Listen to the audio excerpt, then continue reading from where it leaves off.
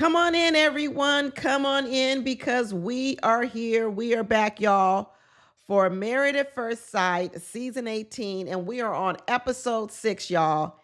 And we still in the windy city of Chicago, and the weather's getting a little bit rough. It's getting rough with these couples. We only on day 7 of the marriage, y'all, but it's starting to get rough. And this episode, they called it Never Forget About Carla. Never, ever forget about Carla. Carla said, you going to learn today. You going to learn today. I'm going to let y'all know right up at the top, right at the top. Still not feeling Michelle. Still not feeling Madison. Let me tell you something about Camille and Thomas. Still my favorite couple because they're the only one I think that even has a chance. But that Camille, we're going to have to talk about her this episode.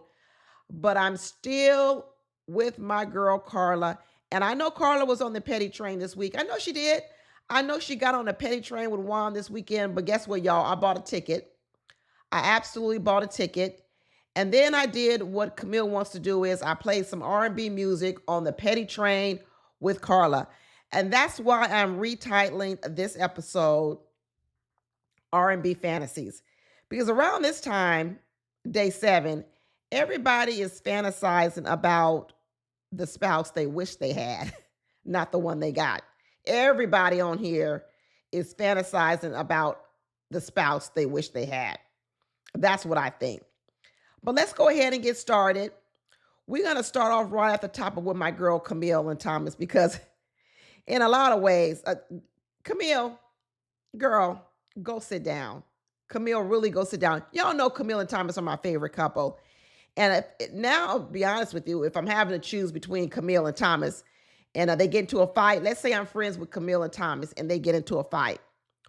And they say, you know, you got to pick sides because we're going to break up. Who are you going to choose as your friend? I think I might choose Thomas. I ain't going to lie.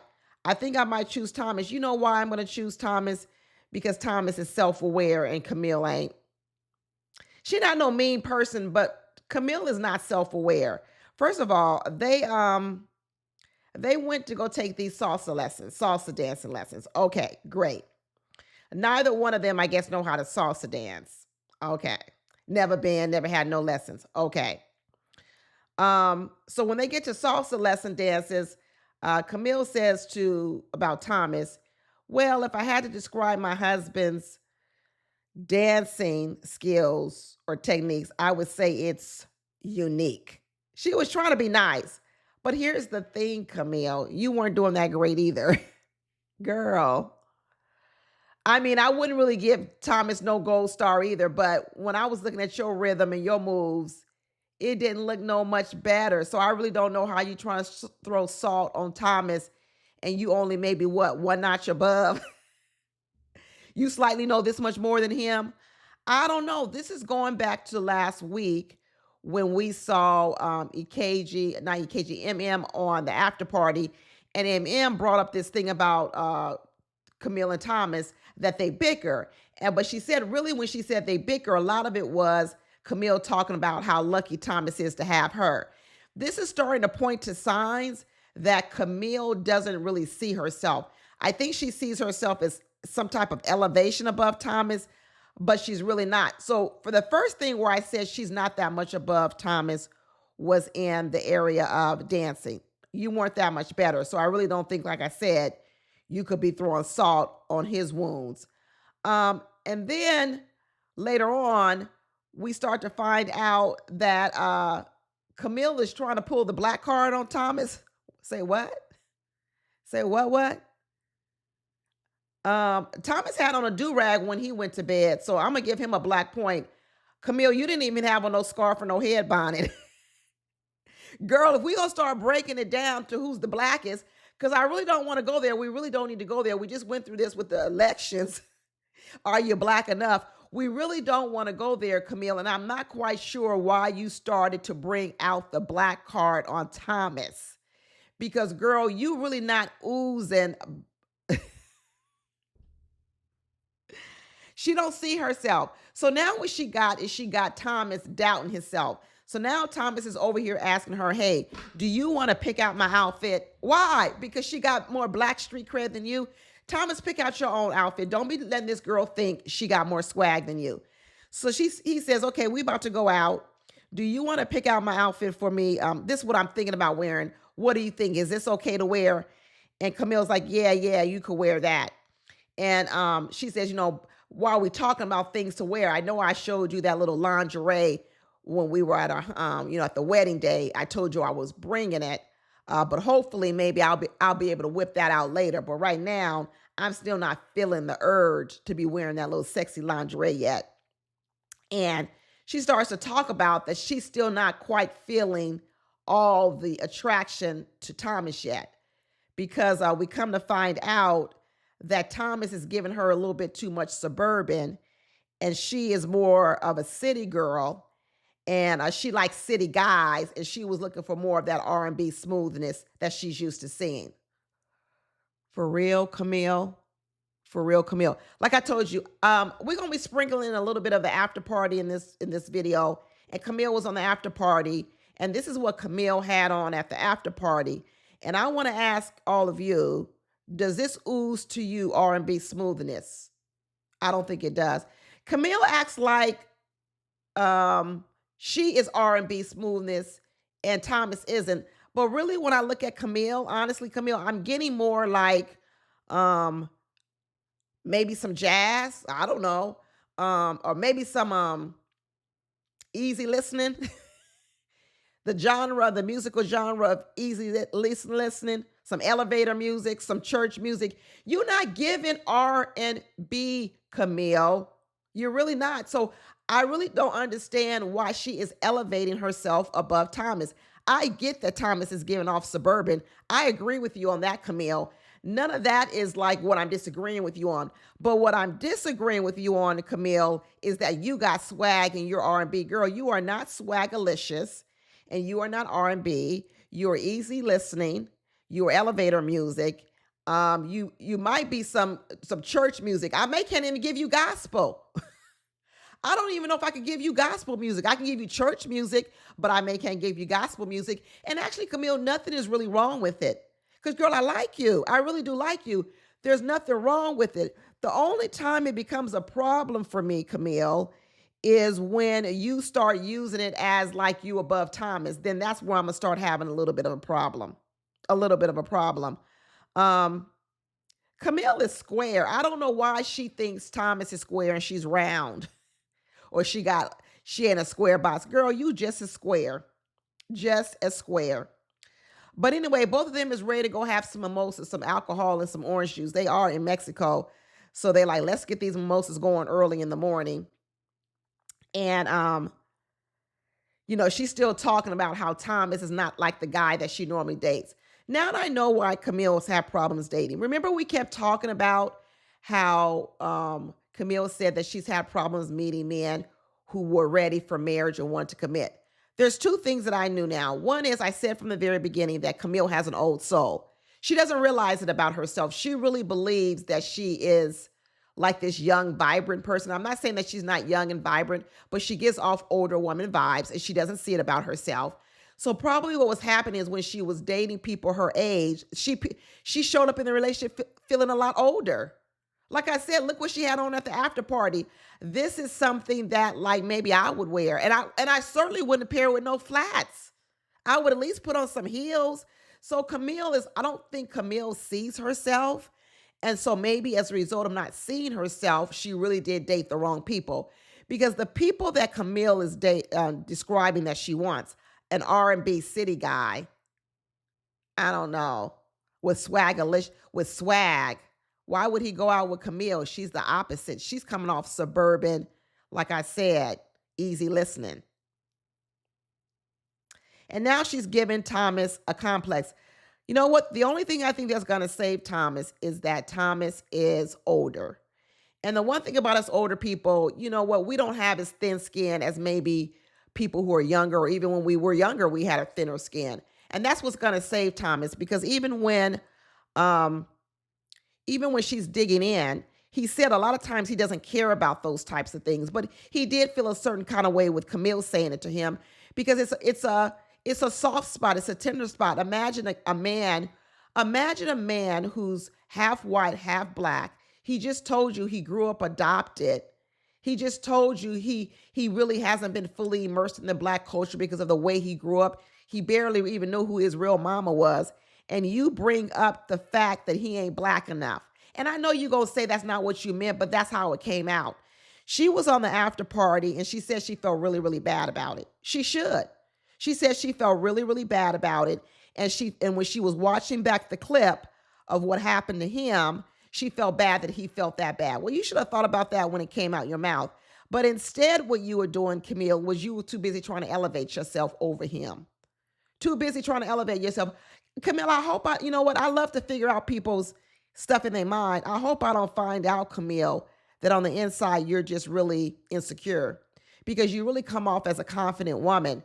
But one thing I always look out for when I think a person is confident, I look out for, do they put other people down? And that's when I realize it's fake confidence.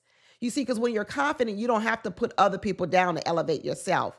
So one of the things I'm going to start watching out for, Camille, is if she picks on Thomas too much for being suburban, for not being R&B, for not having swag, what I'm going to start to think, Camille, is that that's what you've heard about yourself. Because honestly, a lot of people could say that about you. So I hope what I'm experiencing here, I hope what I'm not experiencing here, Camille, is that you're turning on Thomas all the things that have been said about yourself. Because we know that our community can be tough. It can be tough. We have colorism in our own community. As a dark-skinned black woman, I've been called black as the night, you so dark. I know we dark-skinned people have grown up with that. And on the flip side, I know that there's a lot of fair-skinned black people who have been called not black, who've been called high yellow, who've been called those types of things. Were you that person, Camille? Did women or men or anyone bully you in that genre? Because kind of what I'm getting from this, and not calling you black enough, because kind of what I'm getting for this is you learned this somewhere. You've learned this somewhere, and I don't know where you learned it from, but you need to get rid of it, and you really don't need to be turning it on your husband. So, she's running around talking about she's searching for relatability with Thomas. Relatability? Girl. Camille. We got some work to do, Camille, with you. We do have some work to do with you. And, I like the way that Thomas handled it. He said, you know what? Over time, he's learned to overcome some things that happened to him in his childhood. He's had to, because he's heard these words, like he said, from other people, not just Camille.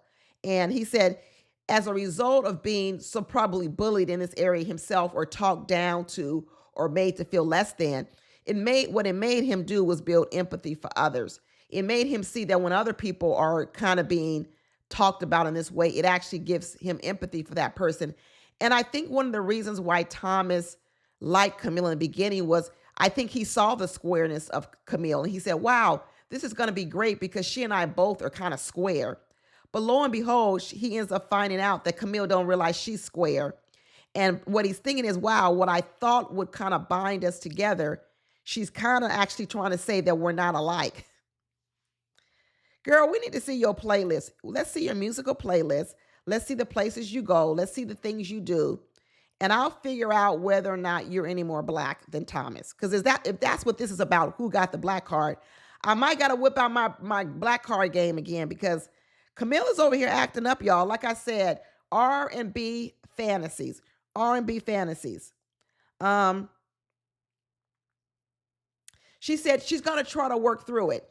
The one thing I do like, where I'm going to give her kudos for, is that she does recognize that she's having a disconnect between what she used to do and who she used to date and who's sitting here in front of her.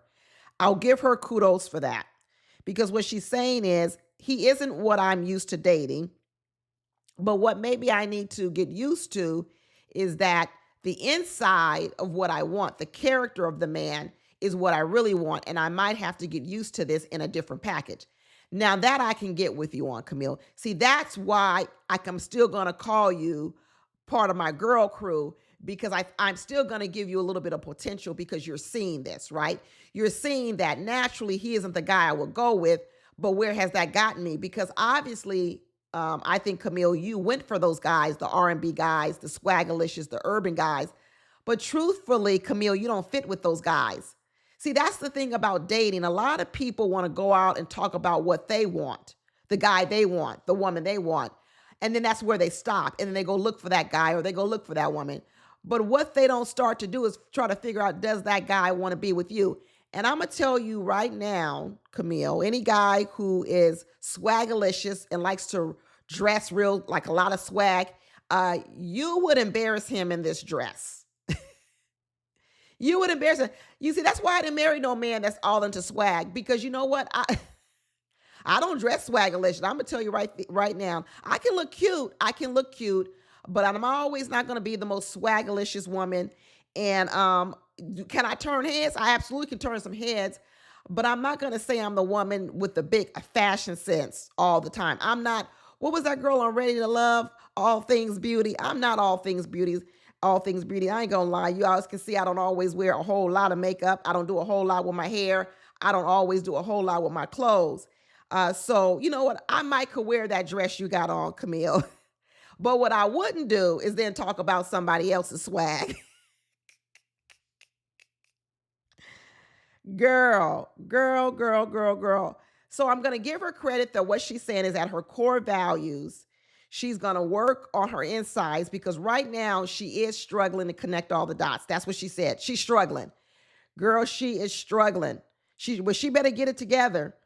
And maybe the way that she gets over her hump is to not concentrate on so much about what she is settling for Thomas. Because see, this is typically where this conversation goes. So typically a woman would say, oh, Camille is going to have to settle for Thomas, right? This is how we get to this settling language, because what she really wants is R&B music. And what she's getting, according to her, is maybe some easy listening, some elevator music. I can't even give her neo soul. I can't even give him neo soul, which is one of my favorite genres. I love me some neo soul. I can't even give her that. And so she's going to have to get used to it. She really going to have to get used to it. And, he's trying.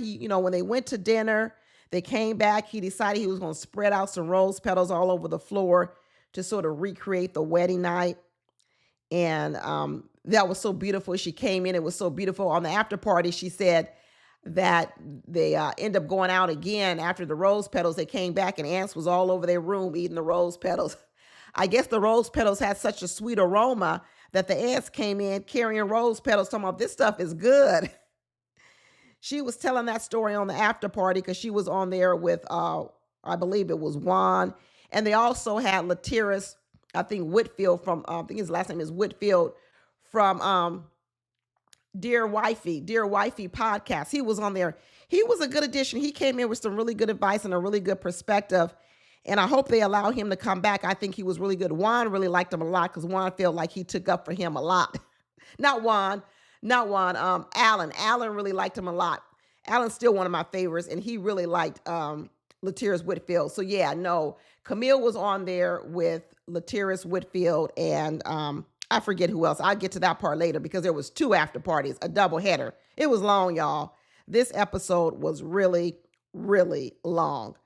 But anyway, after the rose petals were all laid out, they're sitting there sort of reminiscing, and she's going over it again, talking about how he really does embody all the qualities that he wants, and maybe she just needs to get used to like a different kind of love.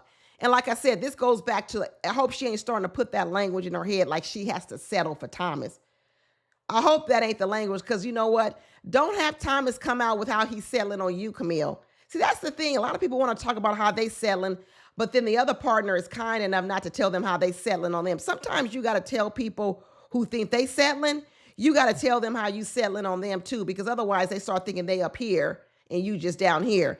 And that's what I think about what's happening right now with Camille. She's thinking she's a couple of notches above. And when they got ready to go to bed, Thomas got his do-rag on, and Camille, you don't even have no hair bonnet on. Girl, that's Black Woman 101. Put on a hair bonnet. What happened to it? I thought you said you had a silk scarf or a hair bonnet. Go on over there and borrow one from MM. She got some extra. She got some extras. But then they start talking about how we going to handle this whole poop thing. And I was wondering why this was brought up so much amongst the couples on the show. But we come to find out on the after party that everything is made of glass in these rooms.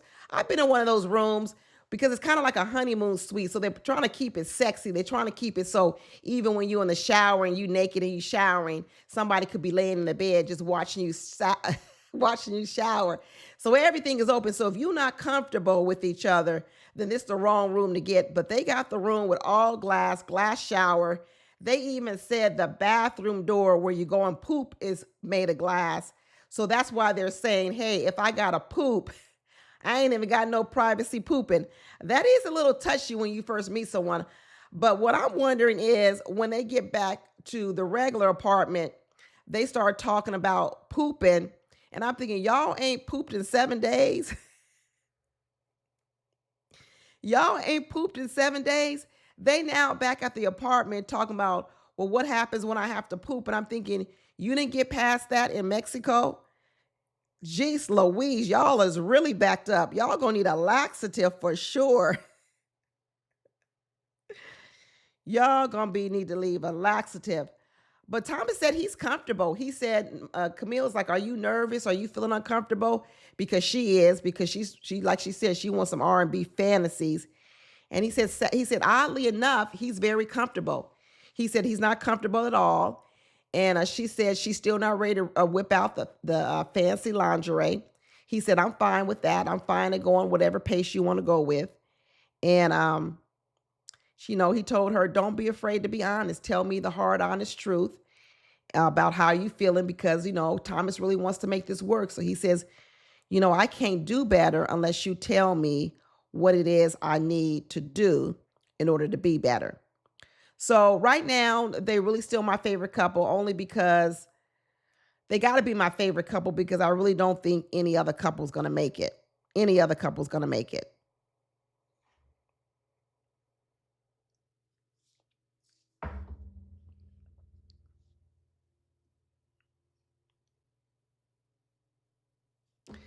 And when we're talking about, being open and being honest and tell me what you think, we'll transition over here to my favorite girl, CARLA. She's still my favorite girl. And yes, she was on the petty train and I bought a first class ticket to ride with her. I'm riding with you, CARLA. Girl, I'm riding with you. I'm riding with you. I'm riding with you. Because was it petty what she did? It was petty. It was a petty move, but I'm all about it. I am all about it. CARLA said, you ain't gonna never forget about me and you're gonna learn today.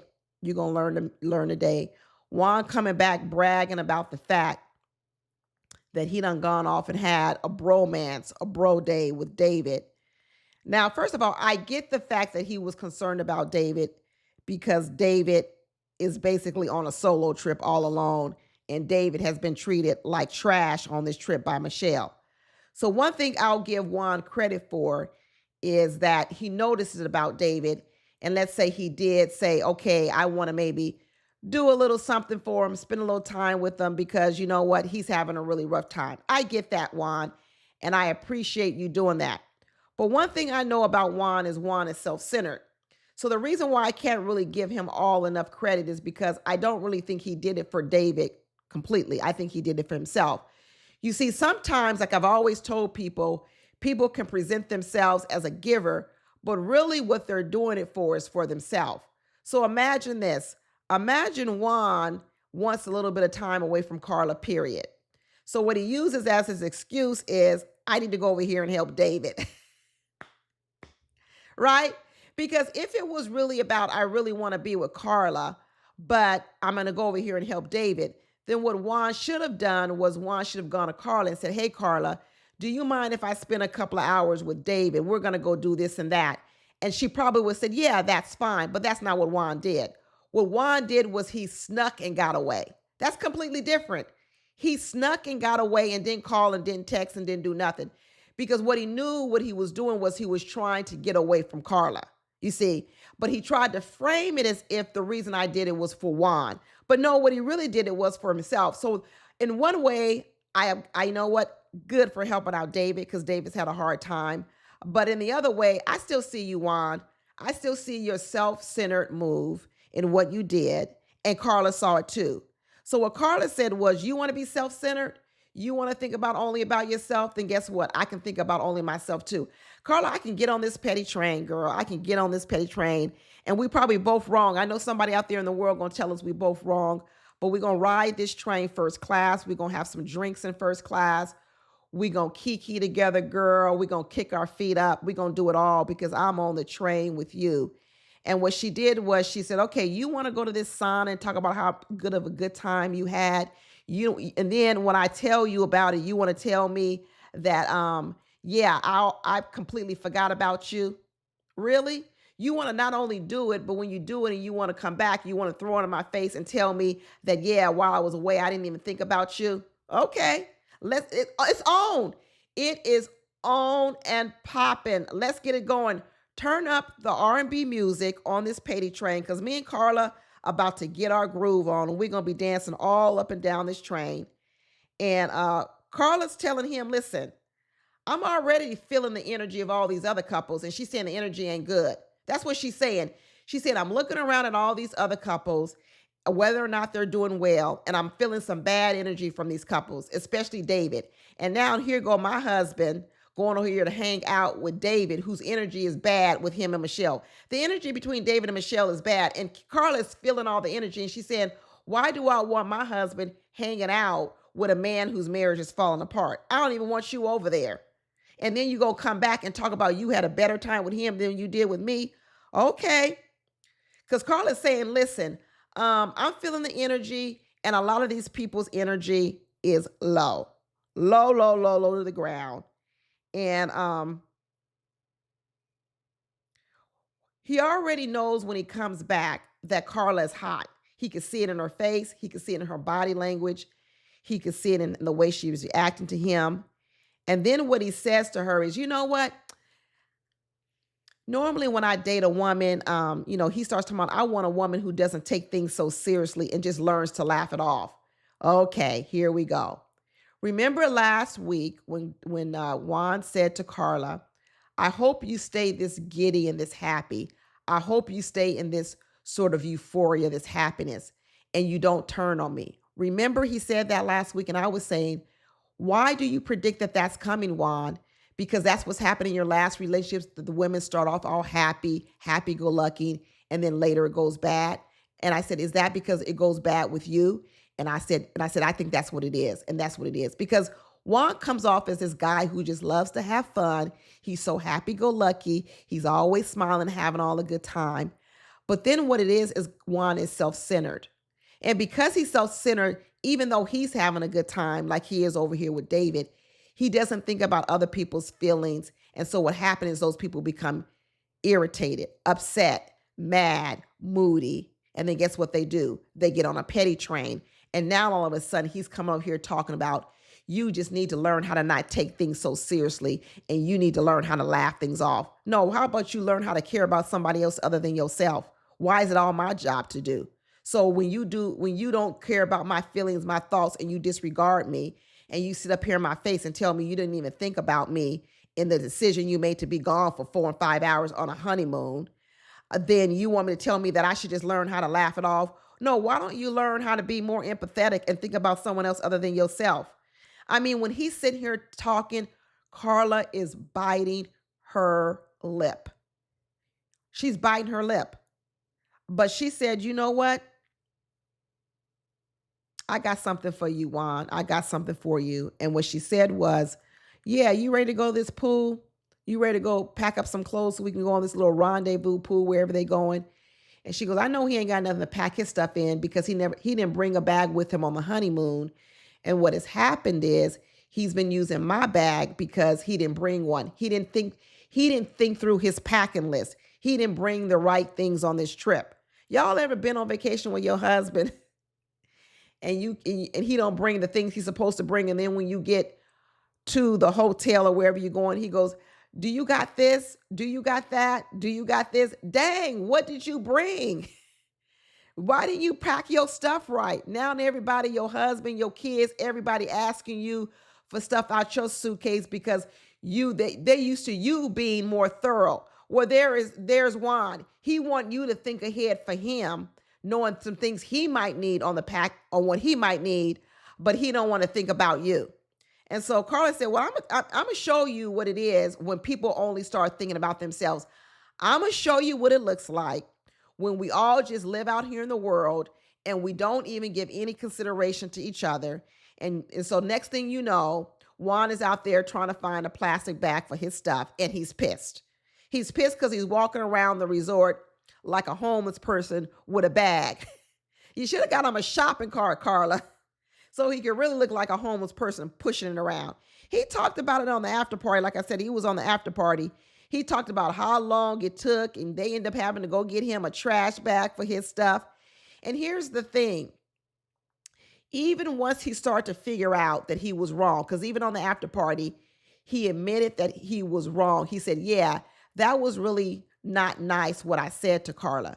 The thing I also didn't like was he never really apologized to Carla. He went so far as to admit to Carla that it was wrong about what he said to her, that the words were harsh to her. But what I never heard him say was, "I'm sorry and I won't do it again." See, let me tell you about what a real apology looks at. A real apology first is acknowledging that you actually did something wrong or you did something that hurts a person. That's the first part of an apology.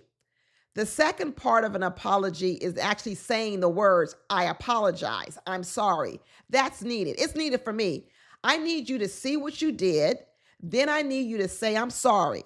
Then the third part I need is I need you to tell me what corrective behavior you're going to do the next time.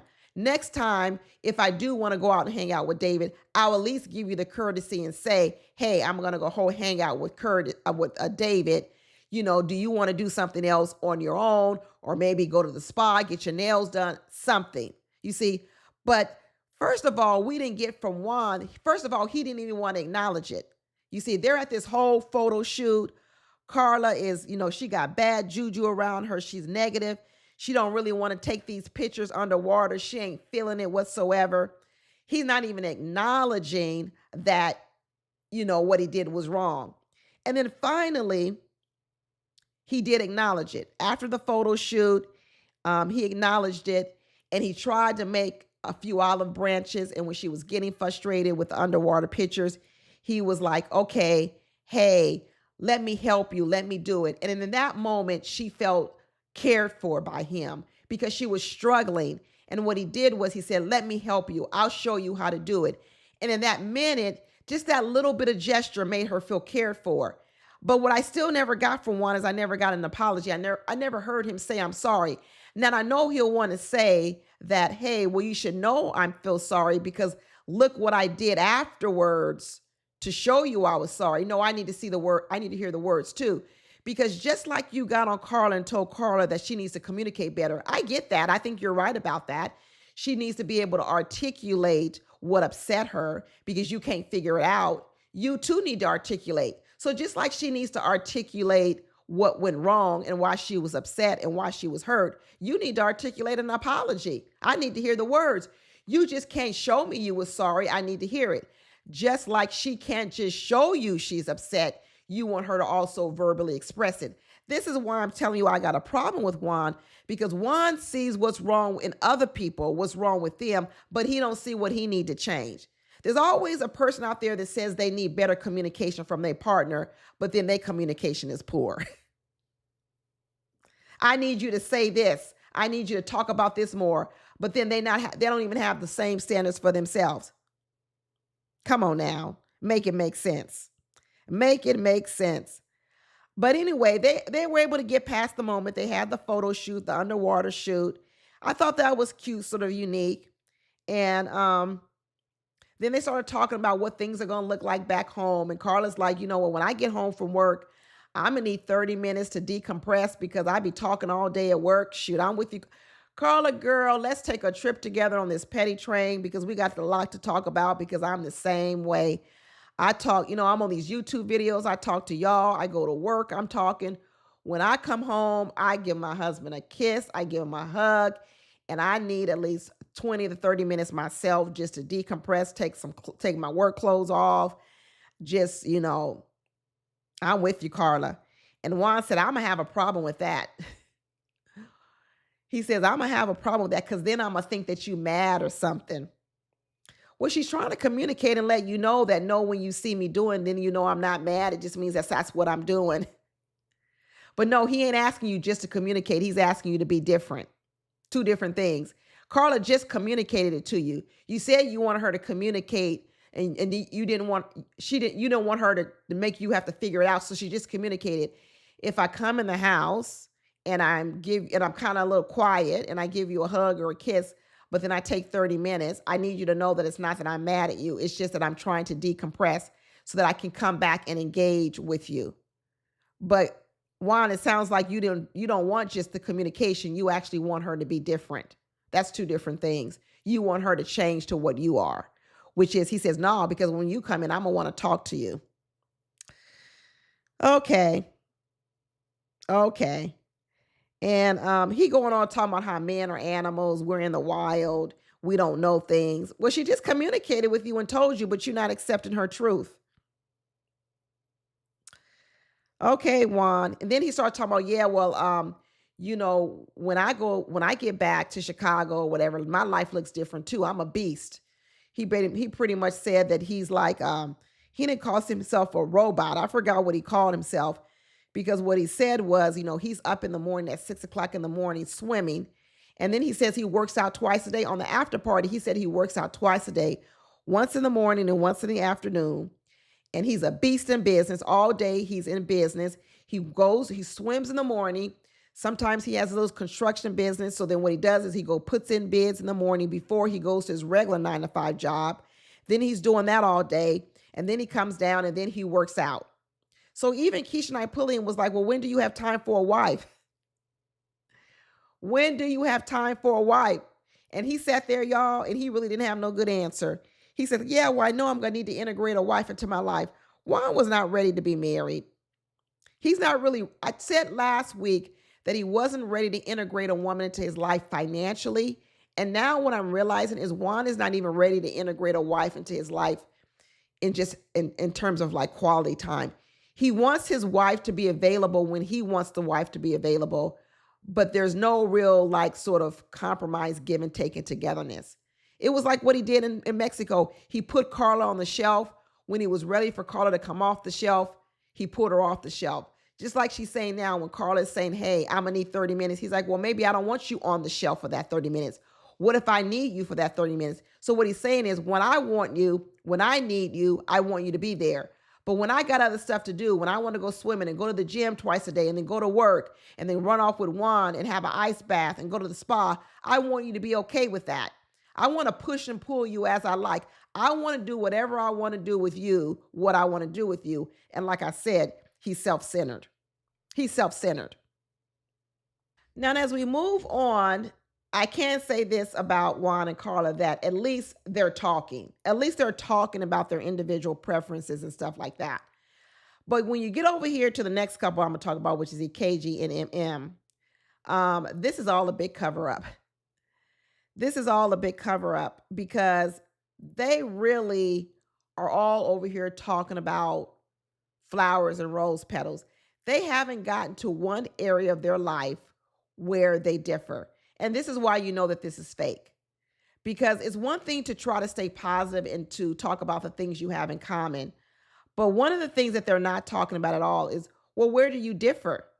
Where do you differ? And why can't we have a conversation about what we differ about so at least we can talk about it? Because that's because we're dealing with EKG, who is R&B music. You got everybody else over here hoping for R&B music, R&B fantasies, and you have EKG and Eminem trying to pretend like they really are this R&B song, and they're not. They are not no R&B song. EKG sat up here and said that the intimacy between she and EK, wait a minute, MM sat on here and said that the intimacy between her and EKG is on high. When, where, how, and why? I don't see it. I don't even see it, MM. Now, is she talking about intimacy in the mind? I get that part. Intimacy of the heart. This ain't even real. There definitely ain't no physical intimacy, because even when they have a conversation, when they were sitting on that balcony talking, I swear they looked like they were like 6 feet apart. There's not even any physical closeness to these two. I mean, when they got in the bed, MM had to be the big spoon. She had to be the big spoon. EKG got in that bed, turned his back to her, and said, "Ooh, don't touch me." I know he was laughing, trying to act like it wasn't real, but it's kind of how he really felt. Just like last week when he said to her, "You the homie," and he tried to laugh it off like it was fake or it was no big deal. It was real. And just like on this episode, when he turned his back to her and made her the big spoon and said, "Ooh, don't touch me and grab me like that. My mama might see this." Boy, get out of here. Boy, get out of here. MM is running around talking about that she likes the way that he cares for her. You mean you like the way that he lies to you and turns on R&B music? They over here they are just living in a fantasy world which about what's really going on. And she says she's happy with the growth and of her life because he asked her the question, "What are you happy about?" I mean, the questions that EKG has are like prepared questions. They're just like pre-prepared questions. They're questions you could ask, like they're not in the moment questions. It's almost like they've been pre-prepared, and so the conversation doesn't flow. It's like he had a list of questions and now he's asking all of them, but they don't really flow naturally to what they're doing. It all feels so interviewish. So he asked her, "What brings you joy?" Oh gosh. Or "What has brought you joy?" And so MM says, "What's brought me joy is the growth of my business over the past year. My practice has really grown. It's really successful. And that's brought me a lot of joy." And then what does EKG say? You know what he's going to say. You know he's going to come up with a prepared answer to make himself look good. And what MM brought up was something surrounding around work. So what's EKG going to bring up? Something around family. And I don't want to be cynical like he don't care about family, but I'm just telling you, everything EKG does is prepared. He says, "Well, what brings me joy is being around family and being grounded and, being around my brother and my sister-in-law and my niece." And he says, "I never talked to you about having children. Do you want to have children?" And I was surprised with Eminem's answer because she didn't just say, "Yeah, I definitely want to have children." She said, "Yeah, I think she said I could want to have children or something." And she's open to having children. And when anyone says open to having children, I kind of feel like they're 50-50, which is okay. I mean, she's being truthful. But, EKG is over here talking about he definitely wants children. And, but MM says she thinks she will be a good mom. She will be nurturing. And EKG said, "Yeah, because I ended relationships with women who didn't want to have children." Well, why did you ever start a relationship with a woman who didn't want to have children? I mean, that's a question you can ask within the first couple of weeks of dating someone before you're actually even a whole real relationship. I mean, if you know you want to have children, why even get in a relationship with a woman? That's like you're going in planning that you're going to break up with the woman. It's like planning for the breakup because you already know it's not going to go anywhere except a certain point. So when you get with a person and you know they don't want to have children, but you do, but you continue to date them, that means you basically already know that you're planning on breaking up with that person. Be aware of a person like that. Be aware that if you're out on a date with a person and you tell them you want to have children and they don't want to have children, or you say you don't want to have children and they do, but they're still willing to go out with you, then just let it be known that your relationship is only going to last a short period of time. And why waste your time? If you really want to get married, why be with a person who doesn't want what you want in the area of children? It's a waste of time. Some people are willing to date people like EKG did, even though they already know I'm going to break up with you at some point. That's what he's saying. He dated women he knew didn't want to have children, but he dated them just for a period of time, probably as long as the R&B music was on, and then he went ahead and broke up with them. That don't make no sense to me. Like I said, they standing up here on this balcony 10 feet away. There ain't no intimacy. I don't care what MM's saying. There is no intimacy. But she's trying to tell him that she likes physical touch. And she says that's how she likes to be loved. And he says, well, have you seen any good examples of being loved? Oh, gosh, I can't stand his questions. I think because they're so rehearsed. And she said, well, I haven't really seen any good examples of like a married couple. And of course, you know what his answer was. I have. I know you have, EKG. You got the R&B answer to every question. Every question you ask, you're asking it because you're ready to give your own answer. He says, I have. I've seen my brother and my sister-in-law or my sister-in-law and brother, whoever it is. I know you got the answer, EKG. I know you do.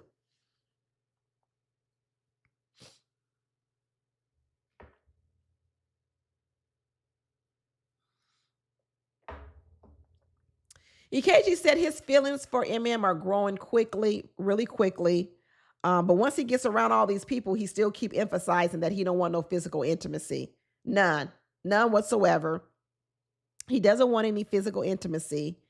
Did we hear that EKG was celibate prior to this marriage? I don't think we heard that. I know he hasn't been in a relationship for 12 years, but he never said that he was celibate. So all of a sudden now he's getting married, and all of a sudden now he decides he doesn't want to have sex with his wife, the one he should be building physical intimacy with. This is the woman now he decides to withhold the physical intimacy. So let me get this right. When you was out in the street unmarried, you were willing to have sex with those women that you weren't married to. You were willing to build physical intimacy, right? But now that you're married, you're officially married, and this is where you absolutely should be building physical intimacy. You decide you want to hold off on it. Until when? You're completely in love? Okay. How long that going to take, EKG? How long is that going to take? Because according to you, you've been out here dating for 12 years with no one. You ain't even been in a relationship for 12 years. So she got to sit around and wait till you in love with her. How long is that going to be, EKG? Like I said, everybody is in an R&B fantasy this episode. And EKG is sitting over here writing a new R&B song. That's what he's doing. He's writing a new R&B song, some lyrics. MM over here talking about EKG is a good listener. He's a good listener. He's good at asking you questions so that he can listen to your answer and then he can give his. But if you don't see that pattern, Eminem, I'm gonna keep calling her Eminem. Girl. They get in that bed, and like I said, he now want to be Little Spoon. He don't even want to turn around and give her a hug, a kiss, or anything good night. I don't like him. But once they get back to Chicago, they putting all their little stuff away in the closet. And this was the last little scene between these two where I tell you, you start to see a little bit of the truth start coming out. Because one thing Eminem said when she says, you don't know a person until you live with them. That's what she said about him. Because I think Eminem is starting to see some of the fakery and foolery and fakeness about EKG. And what she's trying to tell EKG is, you know what, you might have been able to hide all this on these last 7 days on this honeymoon, but you're not going to be able to hide it now that we're living together. And she said, you know what, you learn a lot about a person when you live with them. And they looked at each other and said, we're going to find out.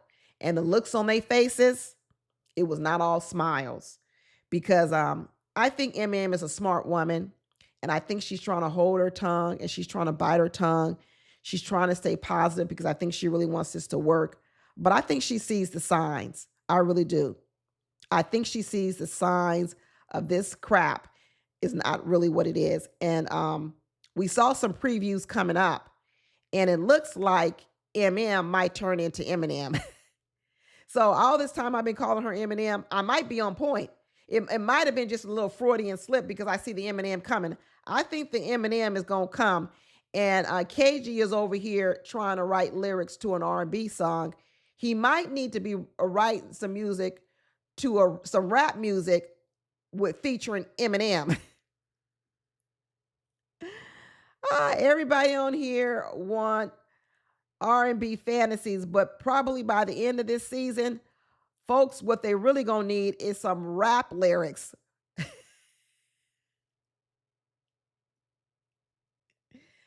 Who's that song that says, what's that rap song that goes, I don't give a F about you, you? It's an older song, like a few years back, y'all. I can't remember it. But pretty soon, that's gonna be the song they're gonna be playing in the background here on Married. Pretty soon, that's gonna be the music they playing in the background here on Married at First Sight. They ain't gonna be playing all this love music. They've been playing, I don't give a F about you, you.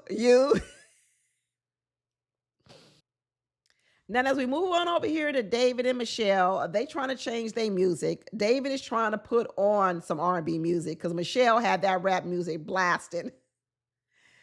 Michelle had the rap music blasting the first couple of episodes. David is like, can we put on some R&B music?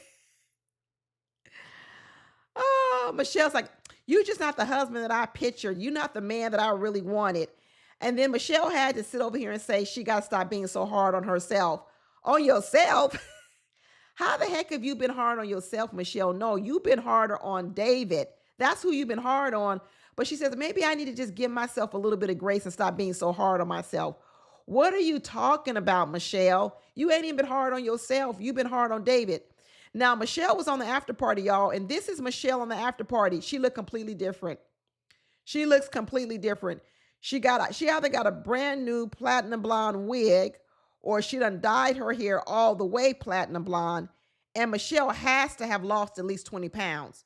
20 pounds. Is she on Ozempic, Wegovy? What the heck? Because Michelle looked thin on this here Married at First Sight. She done slimmed down. And she taught, maybe she slimmed down because she really want to make David mad. Because these two ain't going to make it. She ain't going to say yes to David on decision day. I'm surprised she's still here now. And I thought she was going to go away. But she looked completely different on the after party. Let me tell you something else on the after party. She had a whole nother attitude. She was cheery. She was outgoing. She was apologetic. She was reflective. She was everything. I'm going to tell you something. Something must happen in this season where Michelle gets told about herself, because somewhere along the way, Michelle comes back on this after party with a whole lot of reflection, she two different people. The person we saw right now, we're looking at on camera with the dirty blonde, the 3 different color hair, the 3 different color skin, everything is a completely different woman on the after party. She done tried to reinvent herself on the after party, y'all, but too late, Michelle. We know who you are. You can dress it up in weight loss. You could put all that fancy makeup on. You could put on a new platinum wig. I already know who you are to your core. And what you're doing right now on the after party, I believe, is a big old act. It's a big old act. But especially since you said you were being hard on yourself and not on David. But on the after party, she talking about how wonderful and nice David is. On the after party, she darn getting near giving David all his flowers, everything. But we're going to see on this show how she treating him dog low down and dirty, you know. And David is trying to get her to focus on the positives, but she negative Nancy. She even called herself negative Nancy. She said, I'm tired of being negative Nancy. Well, stop being negative Nancy. You could call yourself negative Nancy or mean Michelle, whichever one you want to do it, because you both of them, mean Michelle and negative Nancy. But she's trying to turn over a new leaf. She said, I'm going to try to be positive. And she said, yeah, because I haven't had no fun this whole trip. Well, whose fault is that? That's yours. No one has been keeping you away from fun but you. So finally they decide they're going to go out, try to go paddleboard and have a little fun. And for the first time, she laughs because she gets to laugh at David, him falling off the paddleboard. So the only way she can have some fun is laugh at him. There you go. There you go, David. That's how you keep her laughing at the expense of yourself. So she's having a good time laughing at David falling off the paddleboard, talking about how much better she is than him then. Then they decide to go roll some sushi, and she realizes, dang, you live in a basement apartment and you ain't cultured. You don't know how to eat no sushi. You never had no sushi. How are we gonna go out to dinner and eat things I like to eat when you don't even like sushi or any raw fish? It's just another thing. A lot of people don't like sushi. I love it. It's one of my favorite things to eat. But a lot of people don't. But it's just one more thing that they get to see that they don't have in common. And but you know what? David is a trooper. He sat over there, he tried it, he ate it. He even practiced making a sushi roll or whatever else, or I think he said he was making himself a California roll. And I appreciate that with David, that he went outside his comfort zone and he even ate it and tried it, because a lot of people who don't like sushi or never try sushi, they're afraid to even try it. So I really do give David a lot of kudos for stepping outside of his comfort zone. But it does kind of tell you the fact that David, this whole thing about living in the basement apartment, I know David wants to say it's all about saving up money, but it's not. It's also about the comforts of David. We find out that David is at home because he does like the comforts of home. David said that he did live by himself above the bar. We come to find out that the bar was owned by the family, the parents, and maybe David too.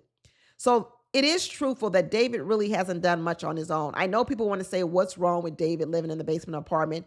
But there are a lot of other signs about David's life that shows that he really hasn't lived independently of his parents in a lot of ways. So, and I think that's what bleeds into what also Michelle is saying is, have you really gotten out in the world and lived at all? Because I don't see any signs of it. You're a 36-year-old man sort of living in a basement apartment, but is the basement apartment a metaphor for how you've lived your life? Because yeah, you owned a business, but we come to find out, we think it was a family business and maybe you worked in it. But did your parents give you the job of running the bar because you weren't doing anything else? That's a different reason, right? It's a different reason when there's a man who started a business, started a bar, versus a man who was aimlessly running around. And so his parents said, well, we have this business, but we'll let you run it. It's okay that you're running the family business, but it's also a story behind how you came into the family business. Did you come into the family business because you were an asset to the business? You came there to help your parents?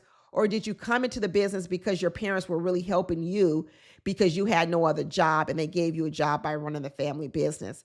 It's two different stories. And so when he was living above the bar, you said you had your own place to live, but that was also part of the package deal. You got to live above the bar because you worked in the bar. So maybe what your parents did was they didn't pay you as much money to run the bar because you were also getting free rent above the bar. And then when the bar went under, it went belly up, maybe because of COVID or whatever else. Now all of a sudden you don't have anywhere to live. So guess what the parents say? Now you can live in our basement apartment. Once again, you're living in an asset of the parents, you see, because Michelle was on the after party. And what Michelle said about David was he's telling this story that he was in the basement apartment all because he's saving money. But she finds out he really isn't saving that much money. And that's what I said. You would have to prove to me the reason why you're living in the basement apartment is because you're saving money. And what Michelle is saying is she comes to find out that he hasn't really saved a whole lot of money. So that's why I tell people want to say it's not a red flag for a 36-year-old to be living with their parents. It is, unless you find out the circumstances. If you're living in the basement apartment because you're paying the majority of the rent or the mortgage because the parents are elderly and you're helping them out, that's a different story, right? That is a completely different story. There are lots of people who gave up their careers to help their parents in a family business. That's a different story. That's not David's story. And what Michelle is getting to, she's pointing out that David hasn't lived. It's more than the basement apartment. He hasn't lived. Culturally, in a lot of ways, he has lived in a bubble, almost like living in a basement apartment. And we're going to get to see some pictures of that basement apartment. And it's going to further solidify to her that, wow, this is what it looks like. So you really haven't even done nothing with this apartment. This looks like the furniture your mama put down here.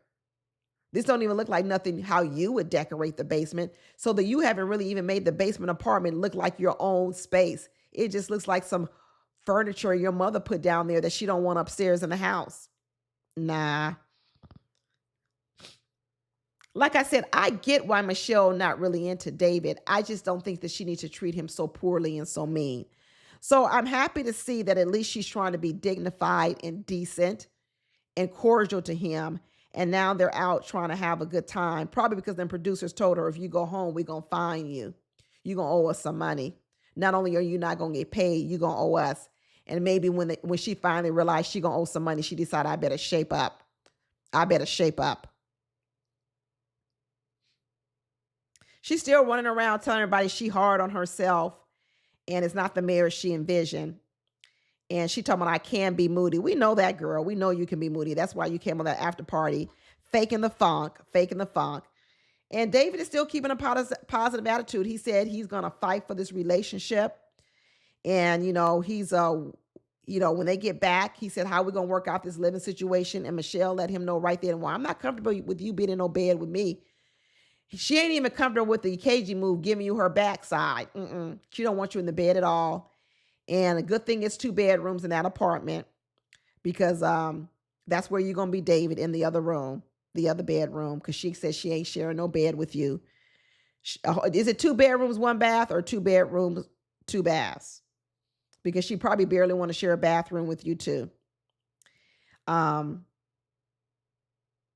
But she says she's going to try to push down all these negative emotions because she knows she negative Nancy. And I'm going to add on there, mean Michelle. But she let it be known, I'm not sharing no bedroom with you. No, sirree. Not today. Not today, David. Not today. So you can pick out which room you want. Pick out which room you want, because we're not sharing no bedroom. Not at all. And the last couple that we got to talk about is Alan and Madison, because Alan's getting done dirty.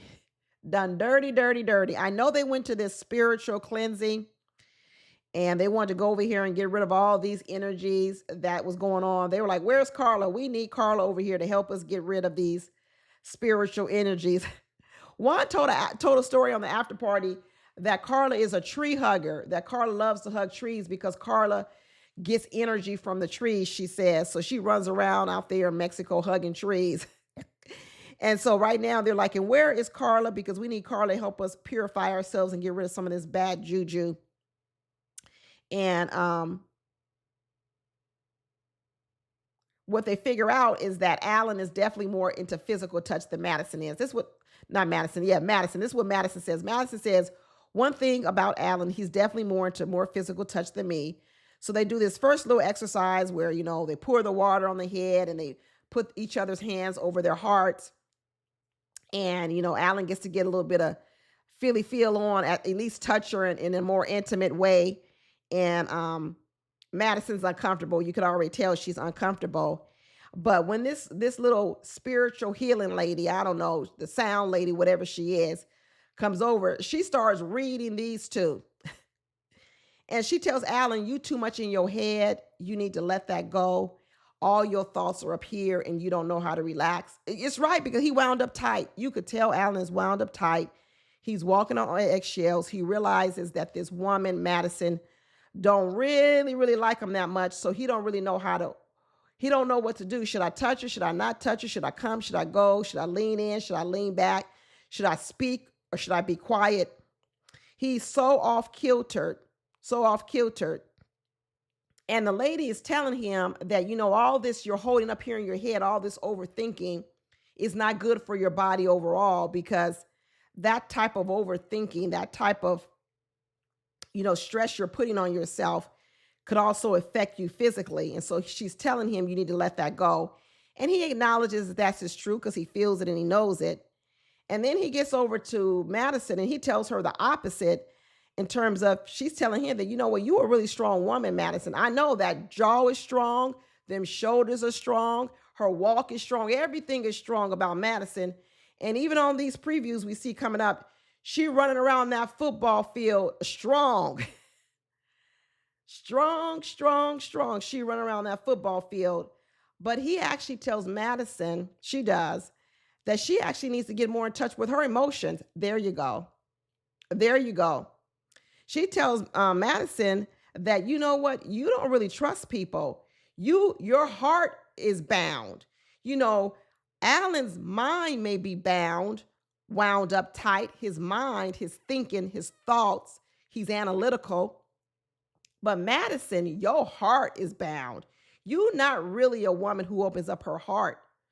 She's sitting over here trying to talk about it's all because of Madison, all because of Alan, who she's with. That's why she's holding back. But what this lady is exposing about Madison is no, that's who you are, period.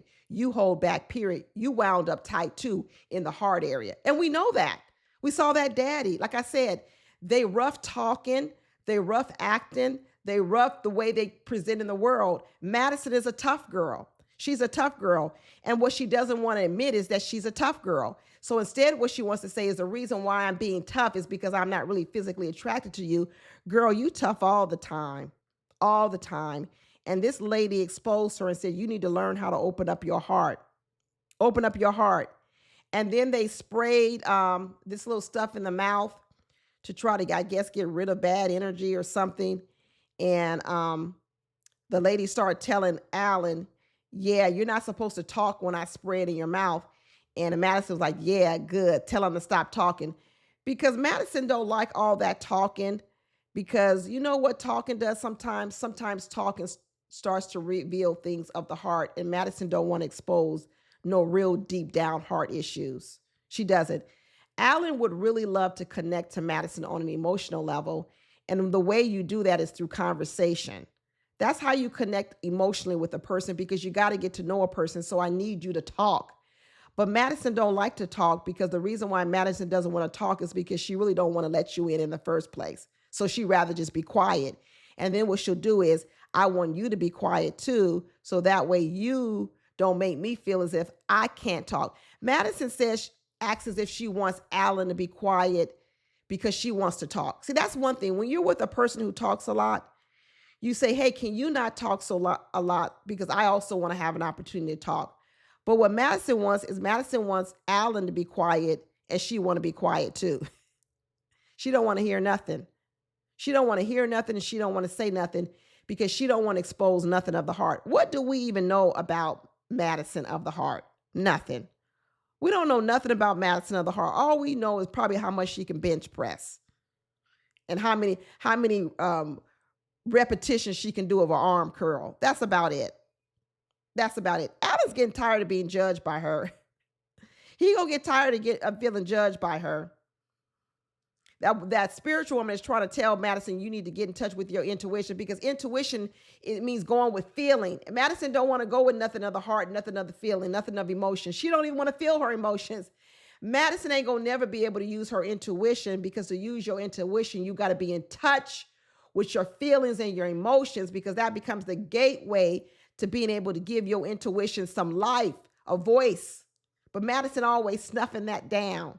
She always snuffing that down. She don't want to feel nothing. She don't want to feel anything. Not nothing whatsoever. Nothing whatsoever.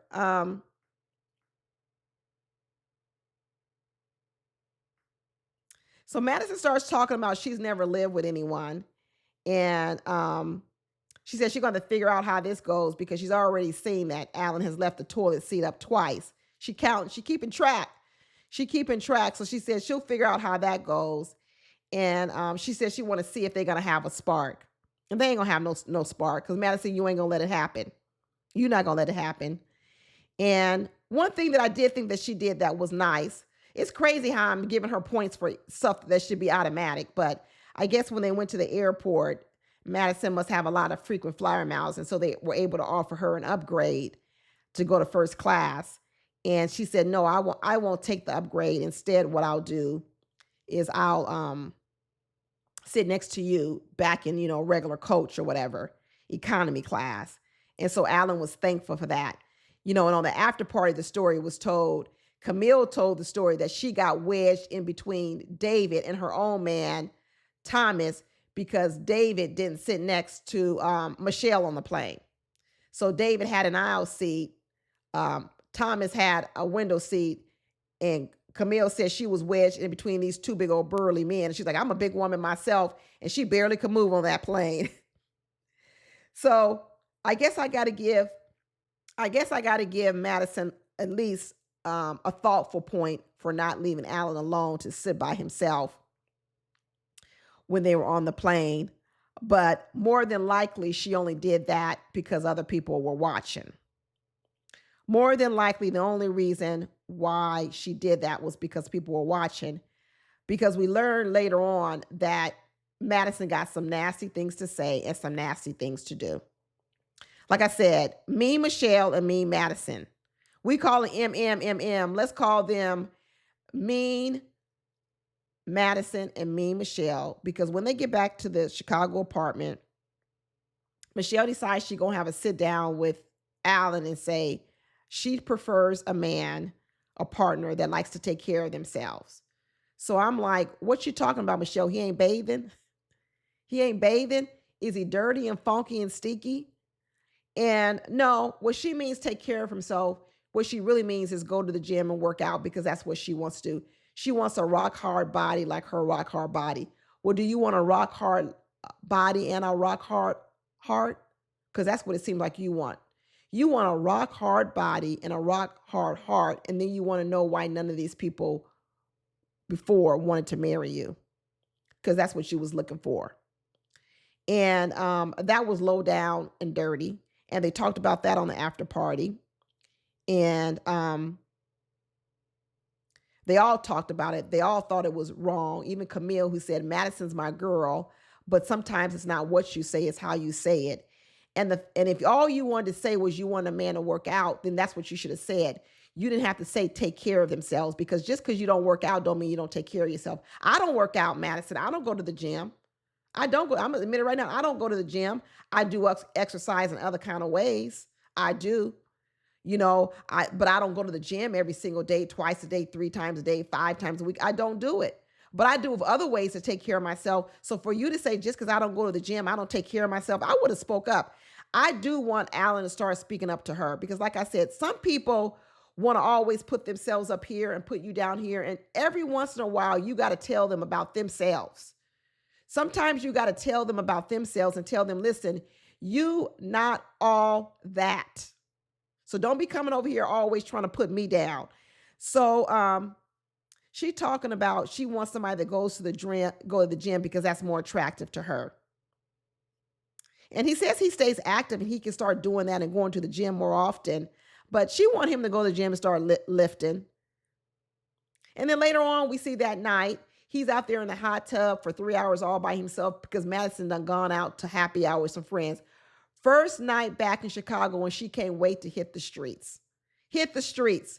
First back night in Chicago, and she already going out to a bar, having drinks, leaving him all alone in a hot tub for 3 hours. Alan said he sat in that hot tub, and while he was out there, he ended up meeting 2 German women. Uh-oh. Remember on the after party last week, Alan told us that he typically likes European women, that's who he gets along with a little bit better, that this was the first time he ever dated an American white woman. So while Madison was probably out at a bar drinking beer, chug-a-lugging beers at the brewery with her biceps, Alan was sitting over in the hot tub, he said, with a bottle of wine with 2 German women. He said it was a good time, but he really wanted to be there with his wife. But he was in the hot tub with 2 German women, probably talking up a storm. He said they talked so much that they went through, I think, 2 bottles of wine. And after that, he had to run and go get a 6-pack so they could continue talking. So he got one woman who's telling him to shut up. He got 2 other women sitting in a hot tub that wants to talk so much that he had to go out and go through 2 bottles of wines. Look at there. They're not going to make it. They're not going to make it at all. But that's how it all ended up, y'all. That's all the couples that we're going to go over. We'll be back next week, y'all, for episode 7 and see where we land. Looks like it's about to get heated up, y'all. It looks like it's about to heat up in the kitchen. So until then, I will talk to y'all later. Bye.